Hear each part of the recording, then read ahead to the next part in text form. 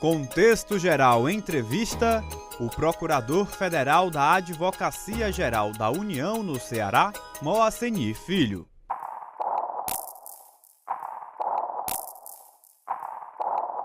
Moaceni Félix Filho, advogado, procurador federal, apaixonado pelo direito, pela justiça, pela boa política, no sentido de P maiúsculo, da arte de fazer o bem.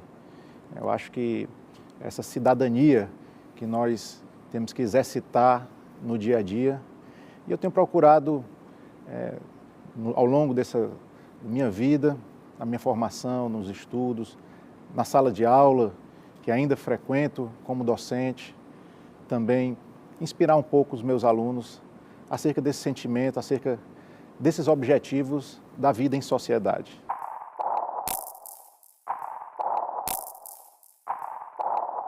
Fiz o curso de Direito,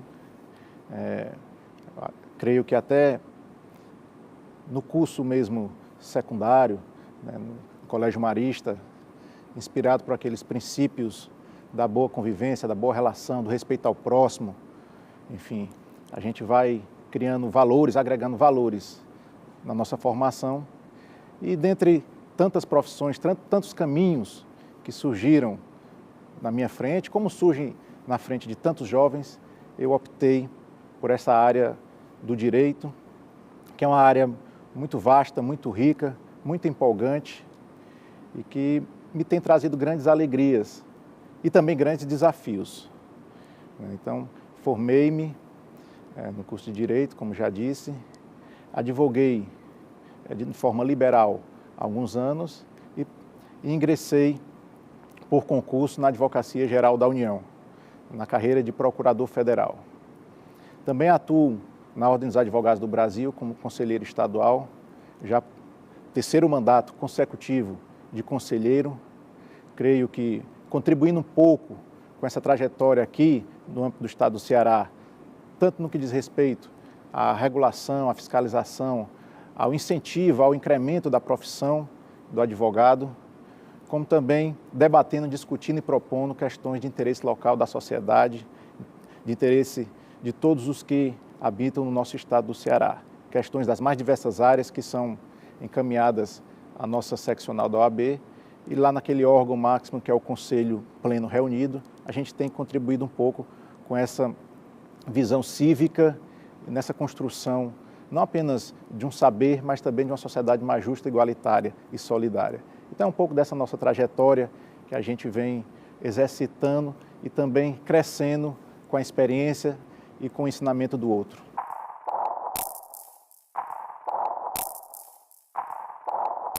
A Advocacia Geral da União é um órgão republicano, ou seja, a própria Constituição Federal de 1988, ela traz em seu texto este órgão republicano, que é a Advocacia Geral da União, encarregada de representar judicialmente e extrajudicialmente a União, diretamente ou através de seus órgãos vinculados, e também fazer o assessoramento jurídico do próprio Poder Executivo. Então é um órgão capilarizado, existente em todos os estados da Federação. Nós hoje contemos mais de 800 unidades ou escritórios de representação entre procuradorias e escritórios de representação em todos os estados da Federação e no Distrito Federal, né?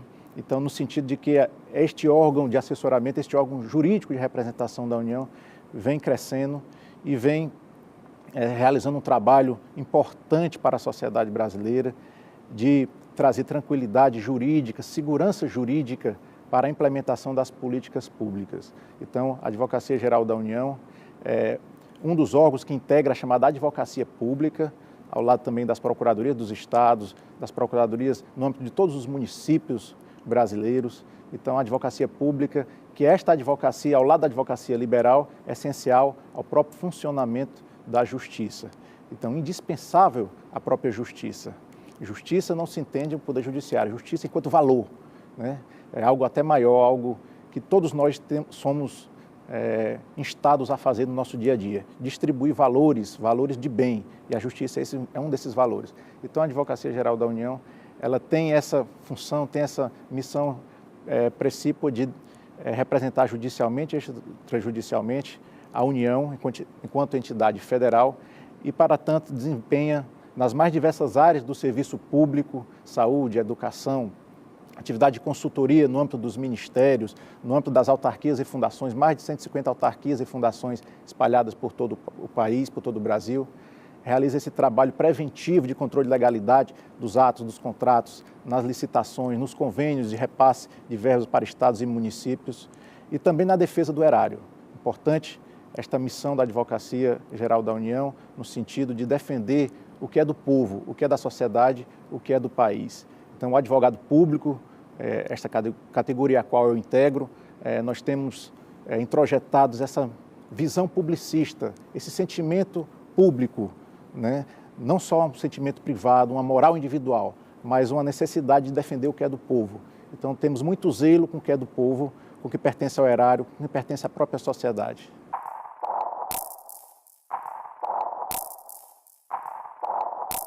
A nossa Constituição, em 1988, portanto, ela inaugurou um novo momento para a sociedade brasileira. Então, a gente vive o momento das demandas. A sociedade está demandando mais, demandando em todas as áreas. E isso o Poder Judiciário, ele vem a salvaguardar essas demandas. Ele vem a funcionar como um anteparo ou como um foro de discussão para que essas demandas possam ter um deslinde, possam acontecer. Demandas na área do consumidor, nos contratos particulares, demandas envolvendo o próprio poder público. Então, a Constituição de 88, chamada de Constituição Cidadã, trouxe direitos de primeira, de segunda e terceira geração, que possibilitou este aumento, este incremento na demanda junto ao Poder Judiciário. Então, os litígios foram aumentando, foram crescendo, a sociedade foi se modernizando, a sociedade também foi tomando consciência dos seus próprios direitos, e isso faz com que cada vez mais a gente procure as portas do Poder Judiciário, né, para que ele possa decidir uma querela, decidir um litígio, decidir uma causa. Então, eu penso que eventual crise pela qual passa o próprio Poder Judiciário nada mais é do que esse incremento, notadamente a partir da Constituição de 88, que talvez não estejamos nem acostumados a lidar com tantos direitos, né? Direitos que antes não exercitávamos com tranquilidade em função de um regime de exceção, em função de um regime duro. Então, a ambiência da democracia possibilitou que buscássemos mais o Poder Judiciário, né? Então, hoje no país nós temos em torno de 90 milhões de processos judiciais nos escaninhos físicos ou virtuais da Justiça, porque hoje temos o processo eletrônico. Ao mesmo tempo que se incrementa o número de demandas junto ao Poder Judiciário, a Justiça tem procurado dar respostas, né? Criou o processo eletrônico, tem a virtualização dos procedimentos, ao mesmo tempo também que a advocacia ainda não está totalmente acostumada com isto, há problemas de sistemas ou multiplicidade de sistemas com que o advogado tem uma grande dificuldade de peticionar. Cada justiça propõe um sistema diferente, há uma sinalização de que isso ou seja unificado no futuro próximo, mas a sociedade aguarda este incremento. A Justiça Federal tem se interiorizado, né? Não saiu das capitais, partiu para o interior, várias, aqui no próprio estado do Ceará, em vários municípios do interior, ou seja, aproximando a justiça do povo, né? E eu acho que também o poder público tem que acompanhar esse movimento. Falando pela Advocacia Geral da União, a gente percebe que estamos aquém ainda desta interiorização, né? É necessário que o poder público ele possa acompanhar também, aproximando a Advocacia Geral da União, que é este órgão republicano que representa os interesses da União, portanto, possa também se interiorizar, possa também estar próximo da sociedade e possa também acompanhar esse ritmo de interiorização. Então, esses processos se avolumam, a Justiça tem procurado dar a sua contribuição, temos o Conselho Nacional de Justiça, que também tem feito um trabalho hercúleo no sentido não apenas disciplinar, mas também de orientação em alguns procedimentos e também de salvaguarda para a cidadania, né, sendo uma instância de socorro importante para que as decisões judiciais ou o trâmite, o funcionamento da justiça seja feita de forma mais tranquila, mais rígida, em respeito aos princípios constitucionais, da celeridade, da razoável duração do processo. Então, é isso que a sociedade espera. Então, o contexto de crise é um contexto também fértil para soluções, para que a gente descubra saídas e oportunidades. Então, se estamos em crise em algum setor, é um momento oportuno para que, havendo boa vontade, uma tomada de consciência, chamando os atores e protagonistas responsáveis por esse setor, a gente possa apresentar soluções viáveis para a sociedade.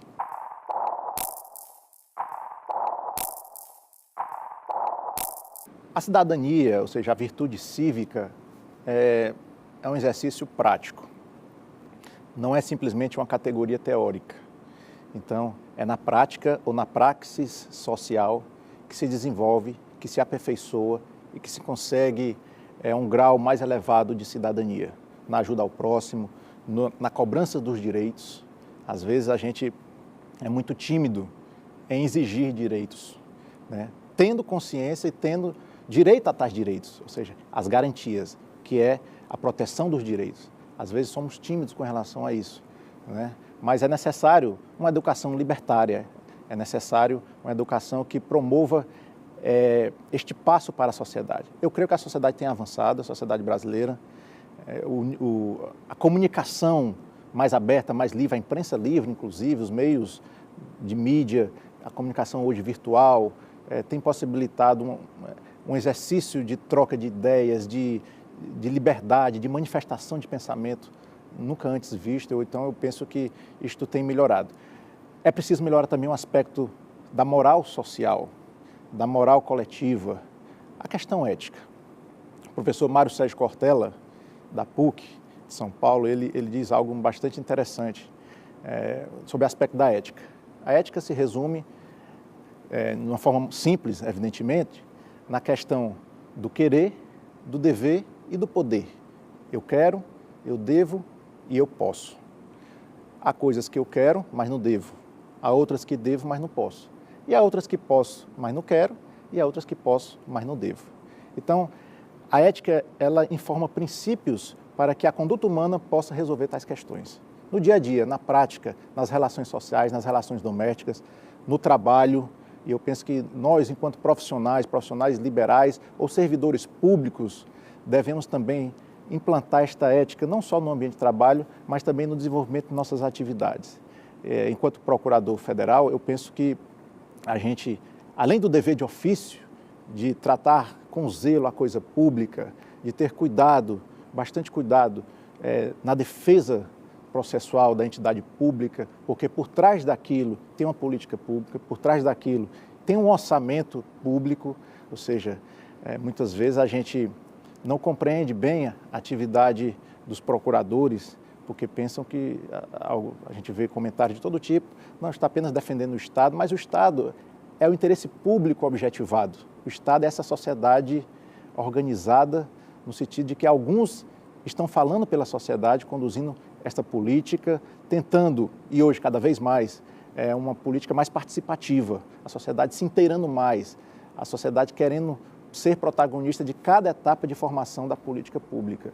Este é o grande desafio para a seara política, né? E para a questão jurídica, dentro de cada etapa dessa, nós temos que orientar, nós enquanto advogados públicos, o respeito à legalidade, o respeito à Constituição, porque a Constituição é esta matriz jurídica, normativa, que devemos seguir e não podemos absolutamente nos afastar.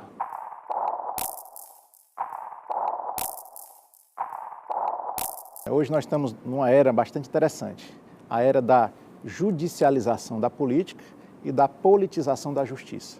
Então, essa relação aproximada, que antes era distante, antes não existia sequer essa relação, nós percebemos claramente hoje esta interferência, esta zona cinzenta, esta interseção entre essas duas grandes realidades, da justiça e da política, né? Com base até numa obra norte-americana, traduzida como sendo o crescimento global do poder judiciário, a gente percebe nessa obra, nesses autores, exatamente a questão da judicialização das políticas públicas, né? A judicialização daquilo que era pertencente exclusivamente ao setor político. Ou seja, o Poder Judiciário está sendo um palco, um fórum de decisão e condução e definição, por que não dizer, de algumas políticas públicas, tá certo? A sociedade, ela tem se incrementado, os três poderes, executivo, legislativo e judiciário, que na realidade o poder uno, o que chamamos de três poderes, são três funções de um único poder, que o poder emana do povo.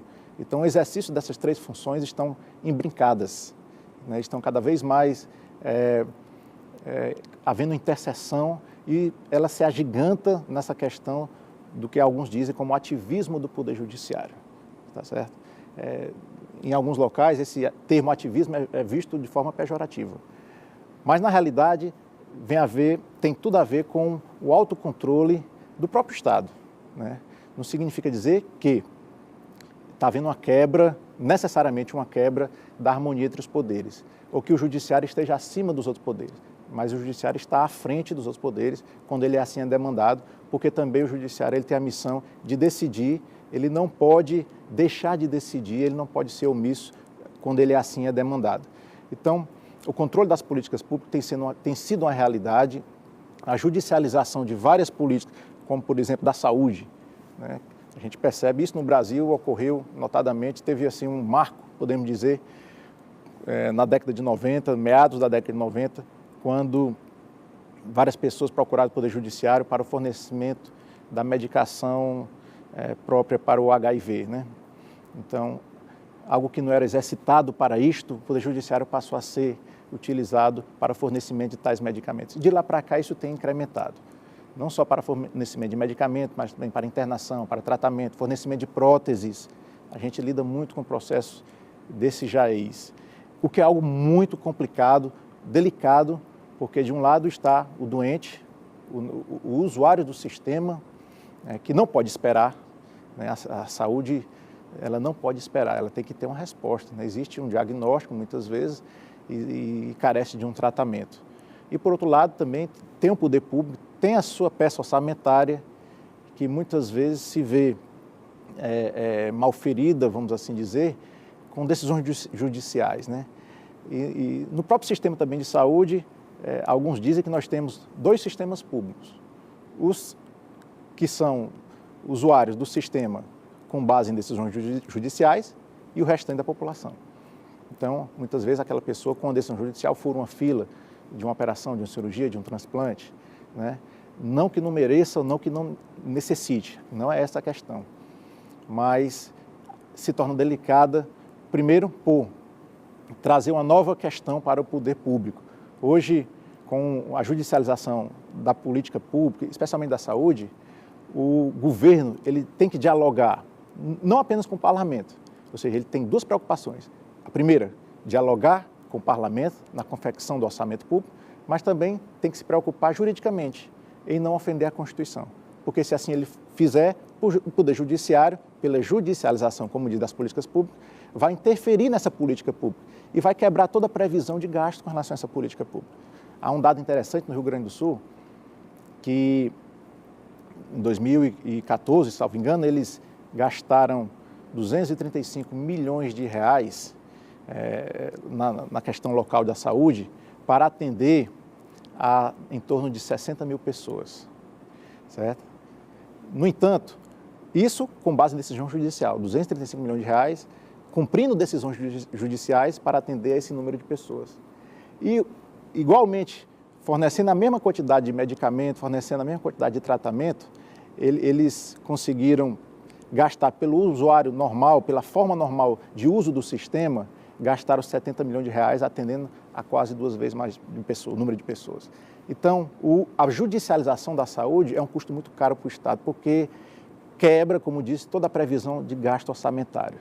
Então, isso é uma preocupação muito grande, é tanto que o Conselho Nacional de Justiça, ele criou um fórum permanente de discussão sobre a judicialização da saúde. O próprio Supremo Tribunal Federal já fez audiência pública a respeito.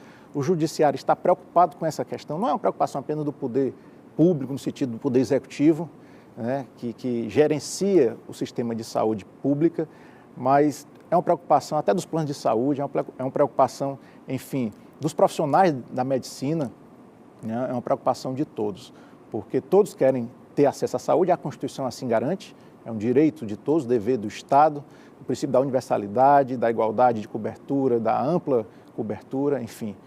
Mas também temos que ter condições de atender e bem atender a todos isonomicamente.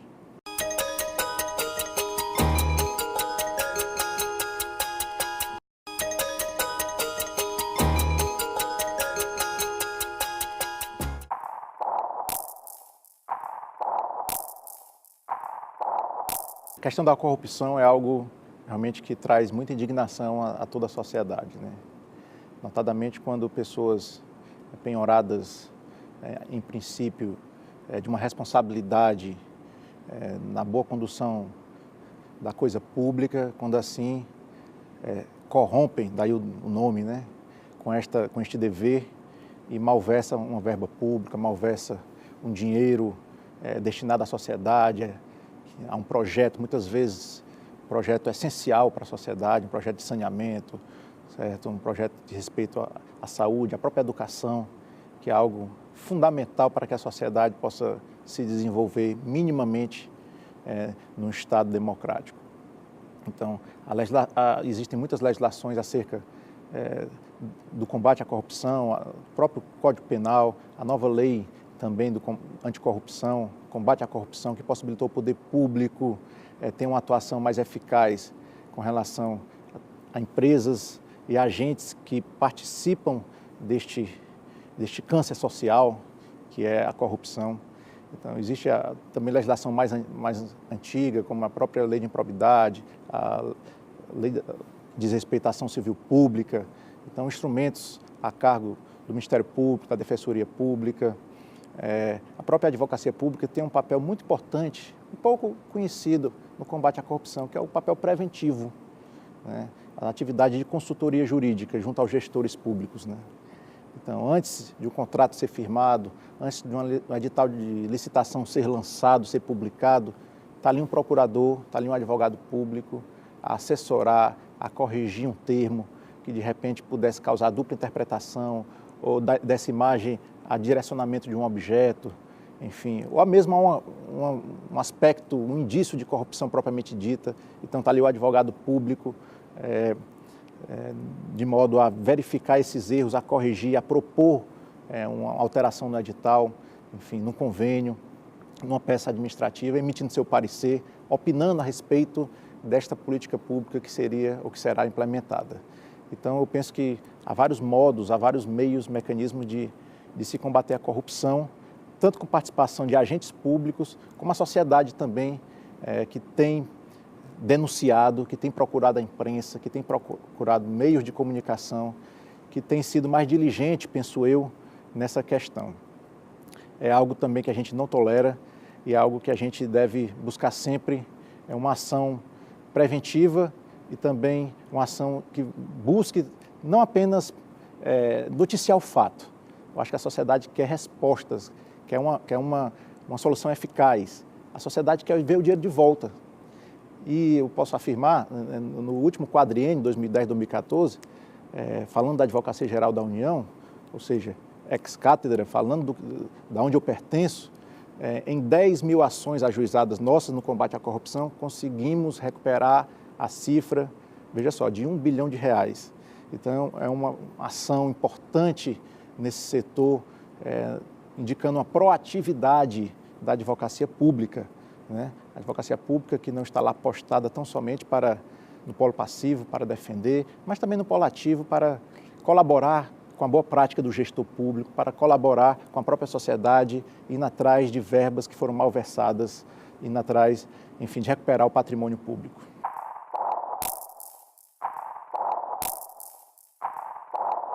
Hoje, na Advocacia Geral da União, nós temos, é bom ressaltar isso, é bom frisar, que nós precisamos cada vez mais incrementar, aperfeiçoar. Eu defendo muito o fortalecimento dos órgãos republicanos. O fortalecimento para o bem da própria sociedade, para o bem do país. Nós temos 2 propostas de emenda constitucional que tocam diretamente a nossa atuação e ao nosso modo de ser na advocacia pública. Uma é PEC 82, proposta de emenda constitucional 82, de 2007, e a outra PEC 443 de 2009. Essas propostas de emenda constitucional, elas se somam elas se agregam porque elas aperfeiçoam a nossa função, a nossa maneira de agir, de atuar na advocacia pública, e também ela resgata a nossa dignidade enquanto advogado público, corrigindo distorções, inclusive remuneratórias, perante as demais funções essenciais à justiça. Porque é interessante que na nossa Constituição de 88, ela organiza os poderes. Ela trata lá do poder legislativo, do poder executivo, do poder judiciário, e tem mais um capítulo, dentro do título 4 da Organização dos Poderes, que fala das funções essenciais da justiça. E lá trata da advocacia pública, ao lado da Defensoria Pública, ao lado do Ministério Público e da advocacia liberal, advocacia assim chamada privada. Então, a advocacia pública é uma função essencial à justiça. Então, por que tratar desigualmente em relação aos demais protagonistas do processo? É uma questão. A PEC 82, ela inicialmente chamada PEC da probidade, porque exatamente possibilitava e possibilita, pelo seu contexto, o incremento nesse combate a aspectos de corrupção, de desvios dentro do poder público, ela hoje é chamada PEC do equilíbrio, porque mais do que a probidade é o equilíbrio das coisas no Estado. Então ela possibilita um exercício tranquilo do advogado público por parte do advogado público, tanto daquele que emite um parecer, que está ali próximo ao gestor, que pode sofrer ingerências na condução daquele parecer. Ele permite, essa PEC vai permitir uma autonomia funcional, né? Uma autonomia técnica, porque diante da técnica não há hierarquia. E na advocacia pública nós defendemos não uma hierarquização, mas instâncias de revisões. Se o meu parecer estiver em desacordo com o que espera determinado gestor, que se recorra à instância superior, dentro da estrutura da advocacia pública, para uma revisão desse parecer, ou algo do tipo. Mas o parecer não pode ser mudado porque ele pertence à maneira de ver do advogado, à sua liberdade de entender as coisas, à sua interpretação, ao seu munus advocatício. Então, diante da técnica, não deve haver hierarquia. Até um julgado muito antigo do Supremo que fala nesse aspecto. A não hierarquização da técnica. Ora, se o médico diz que determinado paciente precisa de internação de medicamento, então não pode haver o diretor do hospital, não quero que aplique isso. Não pode haver, tem que respeitar o diagnóstico, respeitar o prognóstico, respeitar a orientação. Então é isso que a gente defende. A gente defende que seja aprimorado, no nosso caso, a advocacia pública, para que a atuação do advogado público seja feita com essa independência, com respeito integral a esta autonomia na manifestação da sua peça jurídica e com respeito às suas prerrogativas. Não que isso vai trazer uma soberania ao advogado público. Não, o advogado público está sujeito aos princípios da administração pública, a legalidade, a moralidade, a impessoalidade, tá certo? A eficiência. O advogado público ele se insere nesse contexto, mas ele também, enquanto profissional integrante da entidade republicana, ele está preocupado com um bem supremo, que é o zelo com o erário, que é a boa aplicação dos recursos públicos, que é orientar o próprio gestor na aplicação desses recursos. Tivemos um evento agora recentemente e ouvimos, em claro e bom som, de 2 reitores de universidades federais, inclusive o reitor da Unilab, ele nos tratou como sendo seus anjos da guarda, porque a tudo ele, nas suas necessidades, notadamente jurídicas, recorre a um advogado público, aquele que está ali ao seu lado, para bem orientar o seu posicionamento. Então, a Unilab, que é uma universidade não só federal, é uma universidade internacional, porque agrega aí os países lusófonos, né? Então, o depoimento deste gestor, deste magnífico reitor, vem engrandecer o nosso trabalho, vem trazer respeitabilidade ao nosso munus profissional.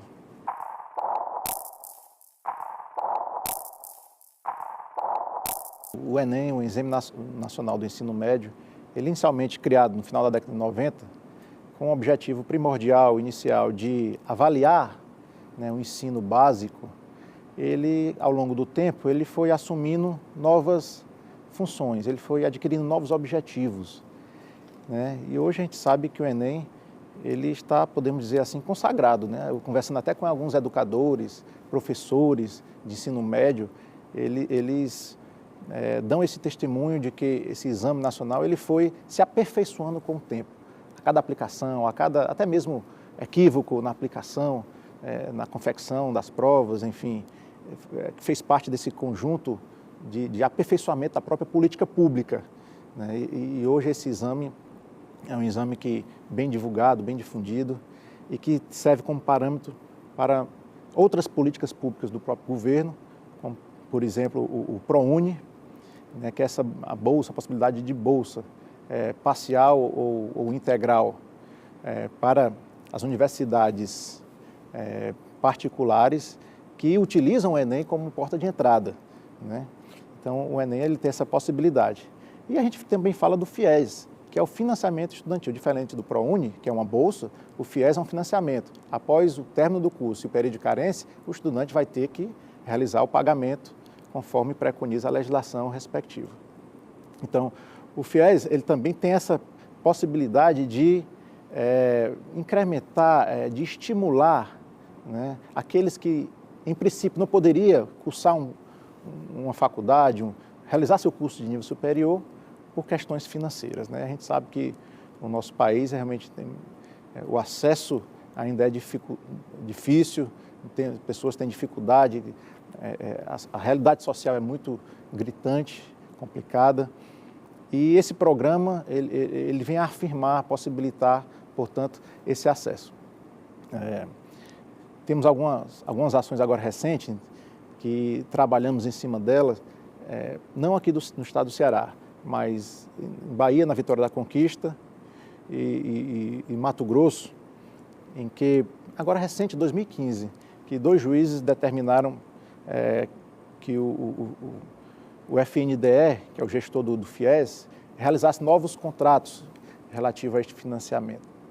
E a defesa da União foi no sentido, a defesa do FNDE, portanto, foi no sentido de que as metas do FIES foram cumpridas.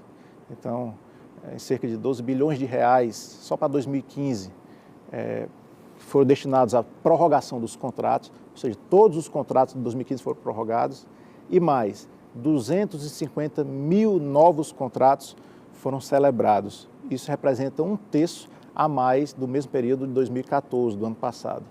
Então, essas liminares foram cassadas, porque os tribunais entenderam que a política pública tem uma meta. E é aquilo que eu falei, até quando judicializar uma política pública e isso interferir numa peça orçamentária, e isso interferir na própria rigidez da política pública e na preservação daqueles contratos, né?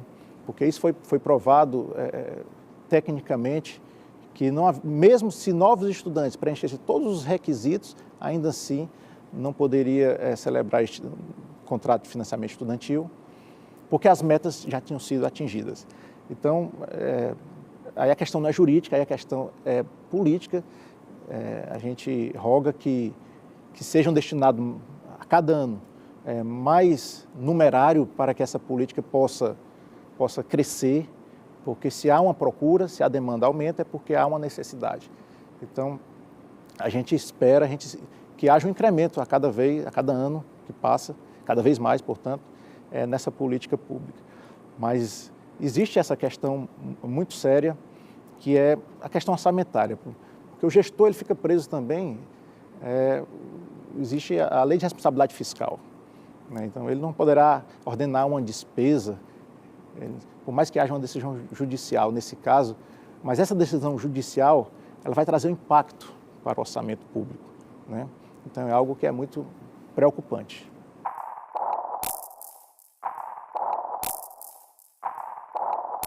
O mote político do momento é o chamado ajuste fiscal, que na nossa visão deveria ser chamado ajuste financeiro, porque o termo fiscal ele diz respeito a um dos aspectos da finança pública, né? A finança pública envolve orçamento público, receita pública, despesa pública e empréstimo público. Então, a questão fiscal diz respeito à receita pública, que é o mecanismo ou fenômeno da tributação para a formação da receita para fazer caixa em razão das previsões de despesa que o Estado tem no que diz respeito a seus gastos normais, correntes e também a investimentos e a realização de políticas, como a gente vem falando. Então, na realidade, é um ajuste financeiro, né? E o governo ele tem promovido, através de 2 medidas provisórias, a 664 e a 665, esse ajuste cujo montante inicial orçava em torno de 18 bilhões de reais, mas que com as alterações próprias da discussão parlamentar e não contempladas pelo governo naquela proposta inicial, isto caiu em torno, para um montante ainda de economia, mas em torno de 12 bilhões de reais. Então, o momento realmente requer esse cuidado, sem entrar no mérito, vamos assim dizer, político, da necessidade dessas duas medidas provisórias. A 664, notadamente, ela alterou a questão da previdência social em alguns aspectos, como, por exemplo, a da pensão por morte, né, tirando aí a vitaliciedade como regra da pensão por morte, deixando uma pensão vitalícia somente para o beneficiário quando ele completa ou quando ele tem, naquela data, acima de 44 anos. Abaixo disso, um escalonamento que vai de 3 anos a 20 anos de duração desse benefício, né? E também o período de carência, o período por exemplo, cônjuge ou companheiro, né? Ele deve cumprir ou ter cumprido um período de carência de 2 anos, né, para fazer jus a esse benefício, e o de cujos, então que contribuía para a Previdência, ele deve provar também um período, ou ter contribuído um período de 18 meses. Então, existem alguns requisitos que dificultaram um pouco o acesso ao benefício de pensão por morte e também ao aspecto da duração desse mesmo benefício, né? Também a questão do fator previdenciário, que foi flexibilizado, que é algo que o governo não esperava tanto, com a regra 85/95, que é um mecanismo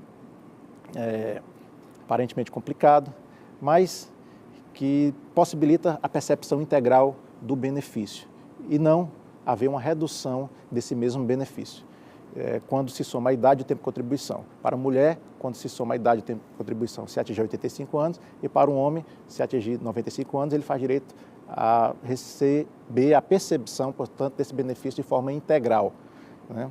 Porque o fator previdenciário, ele traz uma redução do benefício, né? Porque o fator previdenciário foi criado no governo Fernando Henrique para desestimular as aposentadorias, para que as pessoas pudessem continuar trabalhando, notadamente pessoas que ainda fossem jovens, que pudessem ter energia para o trabalho. Então, cria-se um redutor no fator previdenciário do valor do benefício e instigando a pessoa a continuar, portanto, trabalhando, porque se tem uma ideia no aumento da expectativa de vida do brasileiro, né? Na década de 80, a expectativa de vida era em torno de 68 anos. Na década de 90, isso pulou para 70 e poucos anos. E hoje nós já temos uma expectativa de vida um pouco maior do que isso.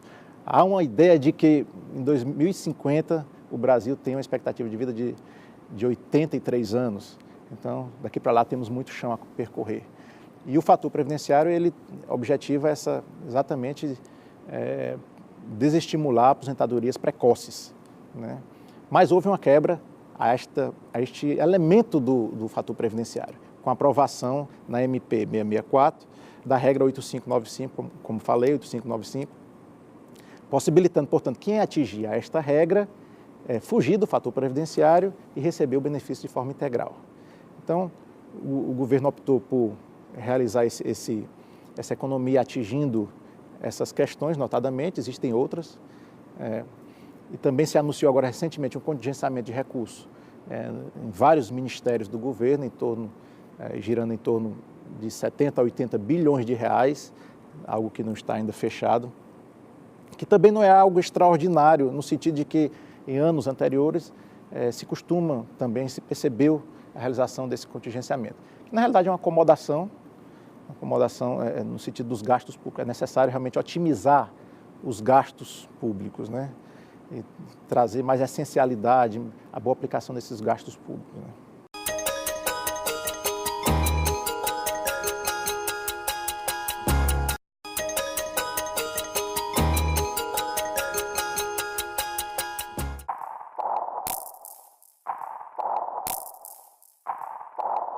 A saúde como direito social básico, né, da população, de todos da sociedade, realmente tem enfrentado grandes dificuldades, né?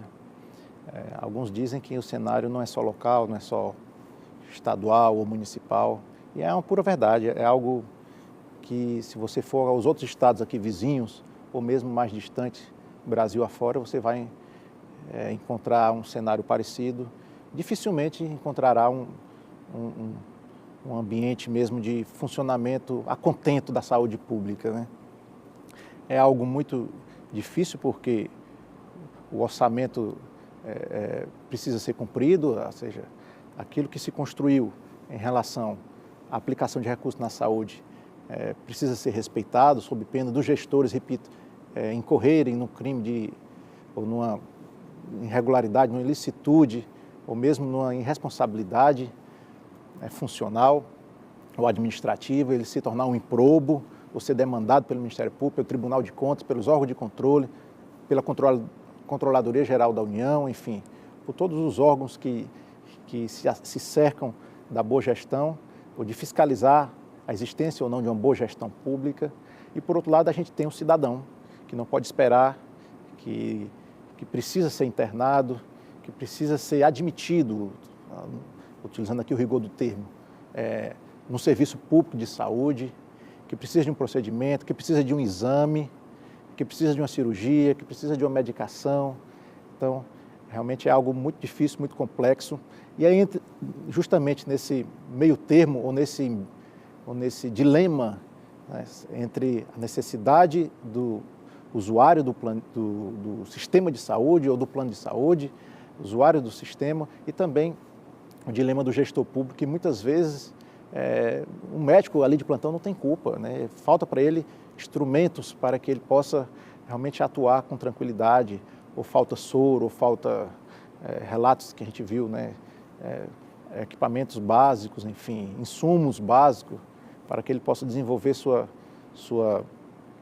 função com tranquilidade e possa não se omitir, né, fazendo algo para tentar salvar aquela vida, para tentar trazer uma recuperação boa para aquela pessoa. Então entra muitas vezes aí, nesse dilema, a justiça. A justiça é demandada para que aquela internação ocorra, para que aquele procedimento seja realizado, para que aquele exame realmente aconteça. Foi noticiado agora recentemente na imprensa também um caso emblemático no estado da Federação, no Maranhão. Um bebê nasceu com um problema sério, grave, enfim, que lá no estado do Maranhão não teria a mínima condição de socorrer aquele bebê, nasceu prematuro, etc. E o casal foi a São Paulo, para onde havia sido indicado, né? Se não me engano foi São Paulo, um hospital de referência. E lá neste hospital, a conta aparece, né? O custo aparece. E paralelamente a isso, esse casal ingressou na justiça para que o estado do Maranhão custeasse todas as despesas do tratamento, dos exames, dos procedimentos, da cirurgia que este bebê, esse recém-nato, tivesse necessidade.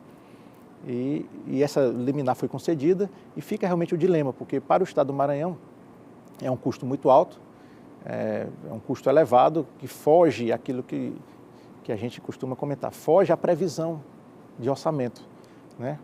E por outro lado, a gente percebe isso porque vamos assim dizer, a nossa realidade técnica é muito distante. Nós temos vários Brasis dentro do mesmo Brasil.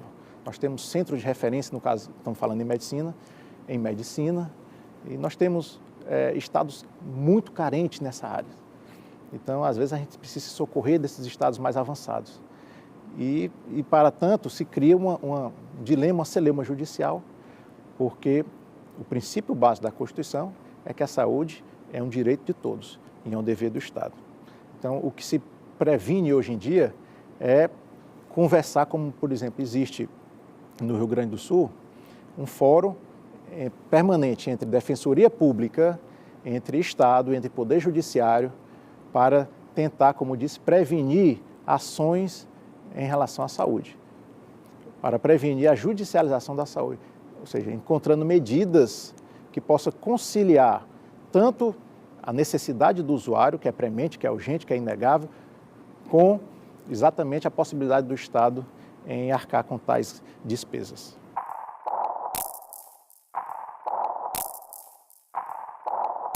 Em relação a essa questão patrimonial, existe a Gerência de Patrimônio da União, a Secretaria de Patrimônio da União, que tem feito um trabalho de reordenação, de novamente fazer um levantamento acerca do patrimônio da União em todo o estado, falando aqui do estado do Ceará. E o litoral passa também por esse levantamento, inclusive com fotos aéreas, enfim, com inspeções locais.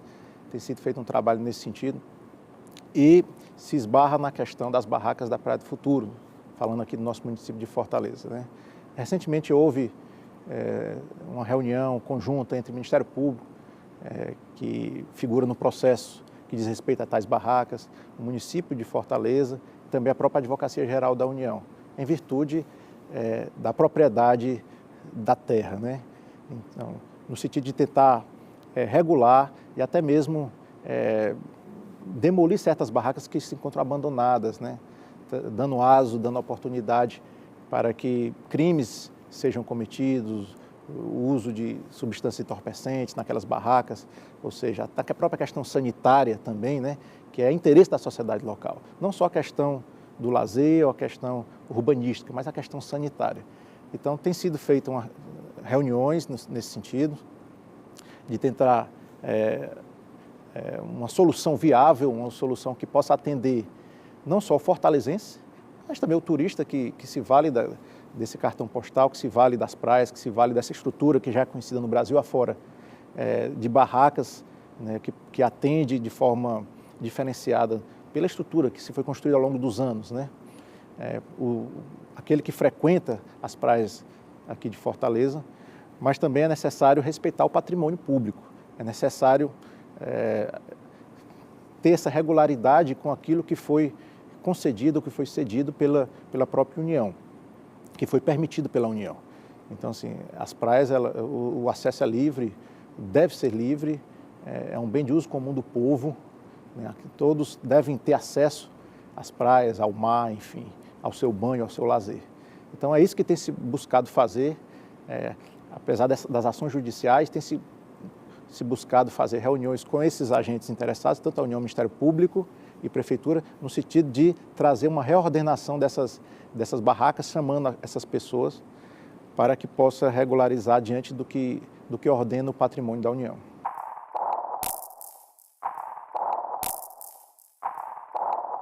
Se costuma analisar o país, a sua gênese, a sua origem, a sua história, né? E a gente vê na sociologia, em alguns escritos de alguns historiadores, algo que é marcante no nosso país, talvez até pela nossa colonização, pela nossa forma de exploração, uma cultura bastante servil, né? Um patrimonialismo muito grande, muito exacerbado, né? Isso é introjetado na nossa cultura e vem passando de gerações em gerações, esse patrimonialismo, esse servilismo, essa sensação escravocrata que nós temos nas nossas convivências, nas nossas relações, até mesmo domésticas muitas vezes, nas relações laborais, nas relações de trabalho, nas relações sociais, né? Esse sentimento de mando que muitas vezes a gente percebe um em relação ao outro, quando na realidade falta mais um sentimento de solidariedade, sentimento de iguais.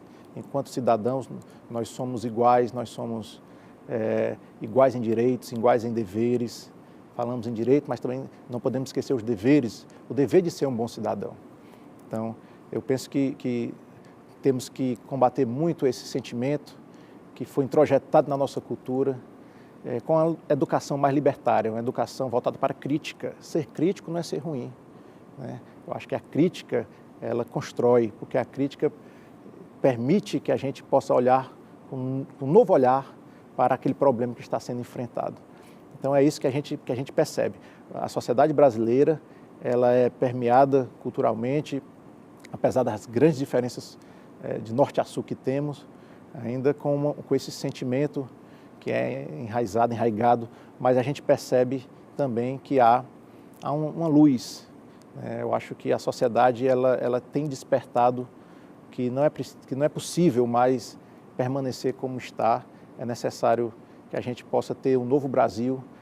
Alguns entendem que é necessário refundar o Brasil, reinventar o país, proclamar verdadeiramente a República, não apenas formalmente, mas na prática, na realidade, né? Uma república, ou seja, res pública, coisa de todos.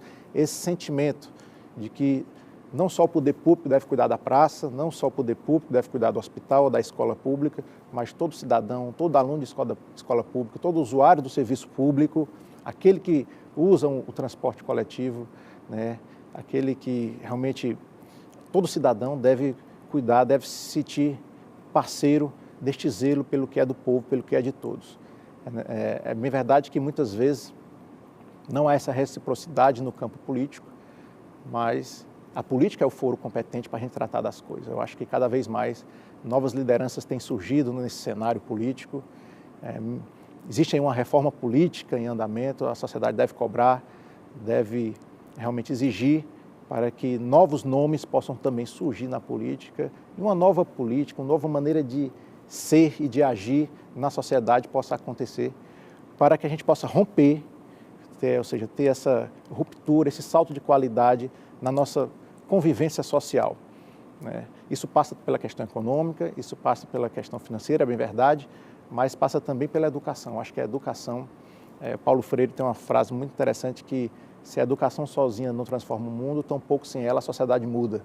E eu acredito muito nisso. Então, é o grande instrumento, a grande alavanca de uma nova sociedade é a educação voltada para o conhecimento, voltada para o desenvolvimento, voltado para a emancipação do ser humano.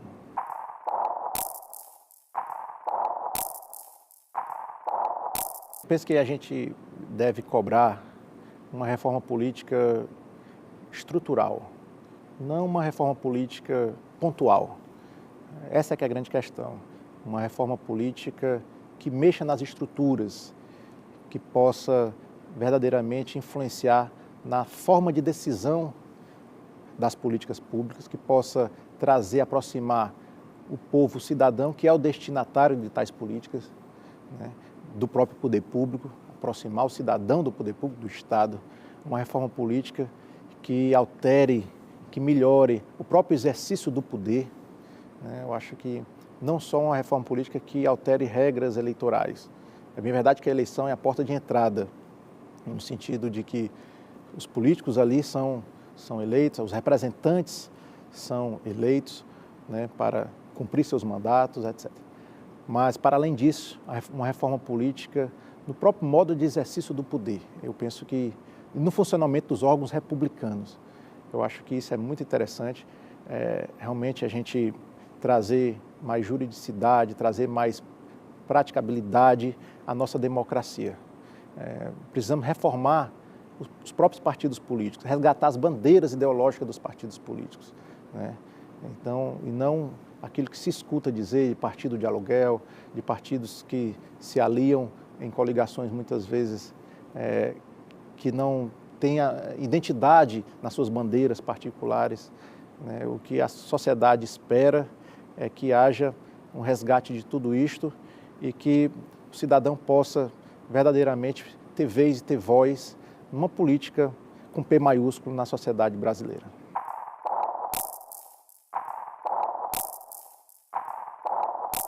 Acredito que a nossa sociedade brasileira ela tem crescido, ela tem aprendido com erros, com escândalos, com crises, mas ela tem aprendido com todas essas questões e ela espera que haja realmente uma mudança, que haja uma melhora em todos os setores da sociedade, na educação, na saúde, no transporte. Eu acho que o cidadão brasileiro merece uma vida cada vez mais digna, cada vez mais, que ele possa cada vez mais usufruir, né, de uma existência cidadã, participando de uma política, participando no seu bairro, participando na sua escola, de decisões, de discussões, sendo ouvido. É isso que o cidadão ele espera ser ouvido, né?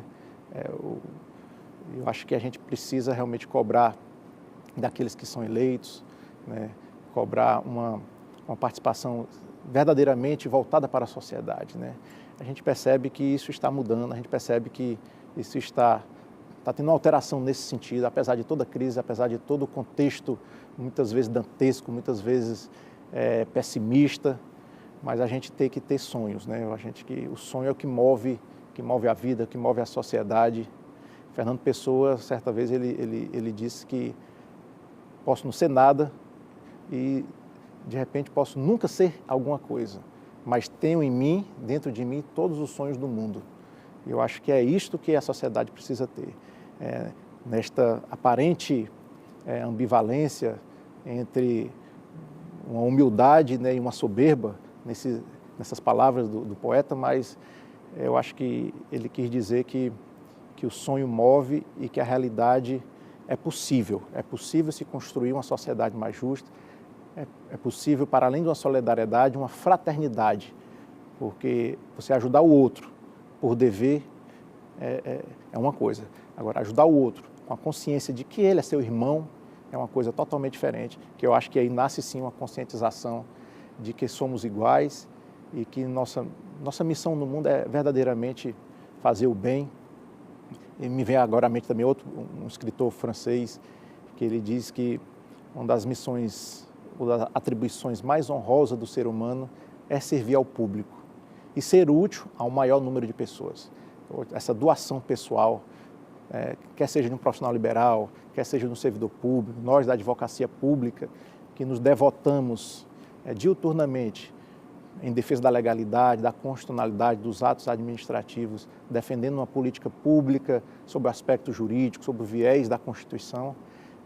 Eu acho que a gente tem cumprido um papel interessante e merecemos também todo o reconhecimento, não só do Estado, mas da sociedade. E é isso que a gente busca, não só fazer para ser reconhecido, mas fazer deontologicamente, como algo moral, algo ético, algo que a sociedade espera que a gente faça por esse sentimento mais sublime, mais elevado de amor ao próximo. Eu acredito e defendo muito na educação. A educação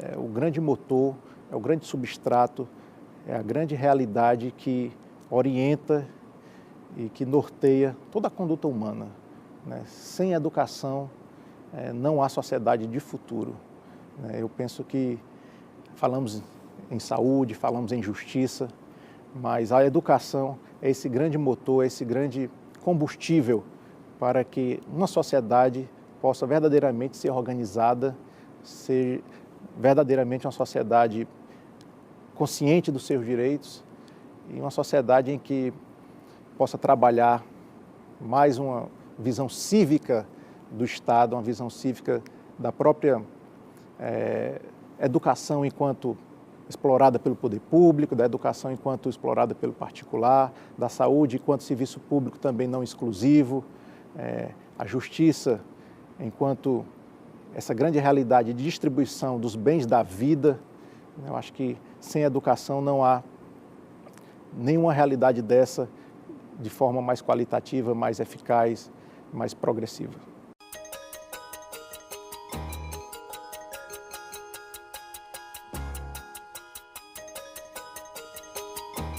Contexto Geral entrevistou o Procurador Federal da Advocacia Geral da União no Ceará,